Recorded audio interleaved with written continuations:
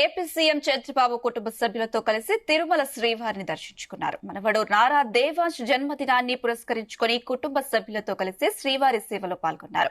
అంతకుముందు సీఎం ఆలయ మహాద్వారం వద్ద టీటీడీ చైర్మన్ బీఆర్ నాయుడు అర్చకులు లాంఛనంగా స్వాగతం పలికారు. దర్శనం అనంతరం రంగనాయకుల మండపంలో వేద పండితులు ఆశీర్వచనించారు. తీర్థ ప్రసాదాలు స్వామివారి చిత్రపటాన్ని అందజేశారు.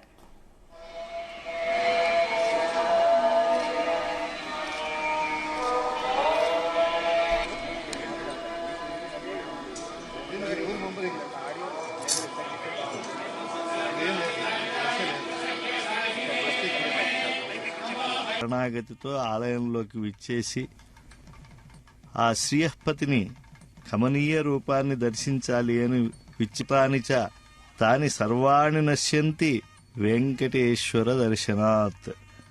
ఒకరి దానములు, వ్రతములు, తపస్సులు, యజ్ఞములు చేయలేదని బెంగ ఉండవలసిన అవసరం లేదు.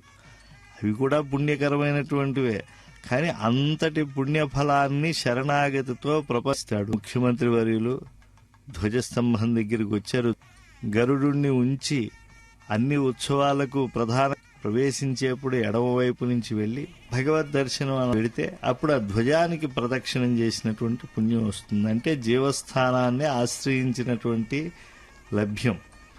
సకుటుంబంతో గౌరవ ముఖ్యమంత్రులు బాబు నాయుడు గారు ప్రవేశించి వెండి వాకిల్ శ్రీనివాసాయ మంగళం వెంకటేశ్వర ప్రసాద సిద్ధిరస్తు. అనంతరం మాటవీధులగుట్ట మాతృశ్రీ తరికోట వెంకమాంబ అన్నప్రసాద కేంద్రం చేరుకున్నారు. అక్కడ దేవాంశ్ పేరుతో ఒక రోజు అన్నప్రసాద వితరణ కార్యక్రమం నిర్వహించారు. ఈ సందర్భంగా స్వయంగా భక్తులకు అన్నప్రసాదాన్ని సీఎం చంద్రబాబు మనవడు దేవాంశ్ తో కలిసి వడ్డించారు. చేస్తూ ఉన్నప్పటికీ కూడా అక్కడ ఉపాహారం స్వీకరించిన లేదా ఆహారాన్ని స్వీకరించిన మనసులో శ్రీనివాసుని దివ్యమంగళ విగ్రహం దర్శించినటువంటి తన్మయత్వంతోనే పులకించిపోతూ ఉంటారు. ముఖ్యమంత్రి వర్యులు స్వయంగా వడ్డను కూడా చేస్తూ ఉన్నారు. తన పౌత్రునితో కలిసి కేవలం స్వామి సేవలో మేము కూడా దాసుల్లానే ఉండాలి. ఈ క్షేత్రంలో వచ్చేటువంటి దివ్య ఆళ్వారుల భావన ఇది.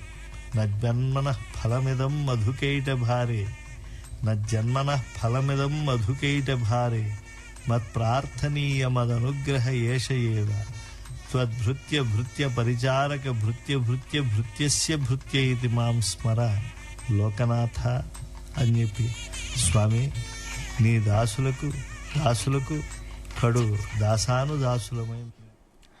అక్కడి నుండి అతిథి గృహం చేరుకొని కొద్ది సమయం అధికారులతో వివిధ అంశాలపై సమావేశమయ్యారు. శరణాగతితో ప్రపస్తాడు. ముఖ్యమంత్రి వర్యులు ధ్వజస్తంభం దగ్గరికి వచ్చారు. గరుడుణ్ణి ఉంచి అన్ని ఉత్సవాలకు ప్రవేశించేప్పుడు ఎడమవైపు నుంచి వెళ్లి భగవద్ దర్శనం వెళితే అప్పుడు ఆ ధ్వజానికి ప్రదక్షిణ